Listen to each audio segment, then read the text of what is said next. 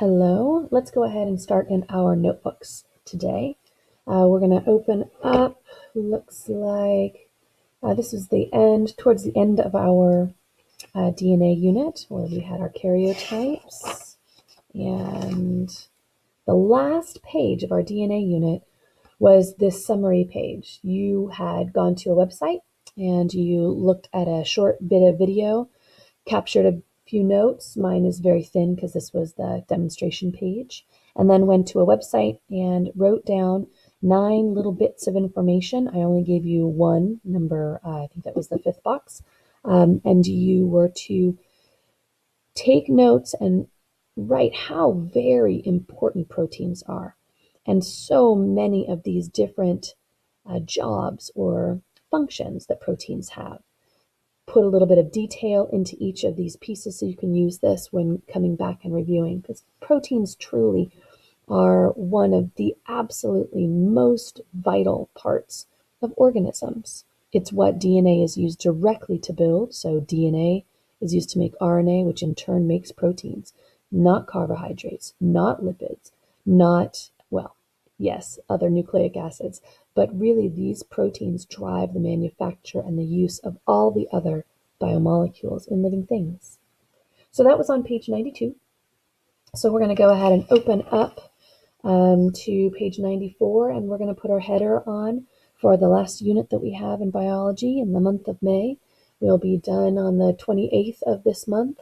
We're going to go ahead and give you a very short project. We'll start that on the 13th or 14th of this month. Actually, the 13th of May, we'll go ahead and start with our final short product. This project will help push your grades into the right spot. Please do keep up turning in your old work. I will continue to accept that old work. It's more important that you do it and you do it in order than you do it perfectly on time, although on time sure is awesome. So you've got your cover page filled out, and then we're going to go ahead into our first little bit of noting. And I'd like you to go to page 95, and I'd like to give this to you just little bit by little bit. Yesterday, I asked you to view 3 stories that were interesting and tried to make you think a little bit. The first story was a story about a family that had children that were typical as far as their pigmentation and their coloration was expected to be. And then that same family had children with albinism. Albinism is a condition where the skin tone does not come out as expected. When you get your traits, you inherit them from the generation before. You don't see all the traits that you inherit, but your pigmentation, your skin color is one of those pieces, and you would expect to see something that is similar or a combination of your biological parents. But that was not happening in this family. So we'll take a look at this. We also looked at cats that had 6 or more toes. That was an interesting piece that was talking about polydactyly. Poly means many, so typically cats have 5 toes. Polydactyly is when you have many more toes, and even on the opening screen they showed I think a 7 or 8 toed cat. But the example that I gave you was polydactyly. It was something that we saw first on an island where Ernest Hemingway lived, and he brought over one cat that had 6 toes, and that cat bred with other cats on the island, and before too many generations you saw that most of those kittens, and then those kittens grew up and had more babies, those cats had more than 5 toes.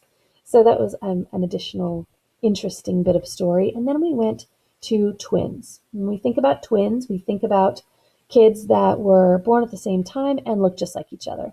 But that's not the case with these twins. These twins were not identical twins, so we would expect to see some differences. But as far as all the traits that they shared, it seemed like one twin was on completely one end of the spectrum, and the other twin was as far away from that end as possible. but you'll see how that actually pans out when you see their parents. It's a little bit less of a surprise when you see the genetic diversity that was in their gene pool.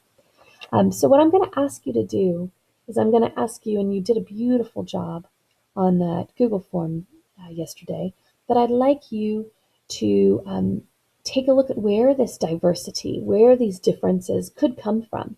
We've studied quite a few of these pieces, and I want to make sure that we can sum it up. So what I'd like you to do below, so you're writing down your 3 stories, very simple stories. I'd like you to do a little bit of notation. So I want you to find out, where do genetic variations come from? Keep it real simple.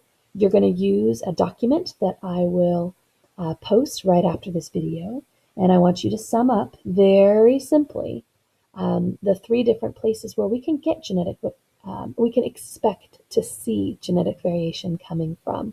We may not get genetic variation coming from each of these places, but we would expect, if we watch these different organisms long enough, we would expect variations to come from these sources. So take a look.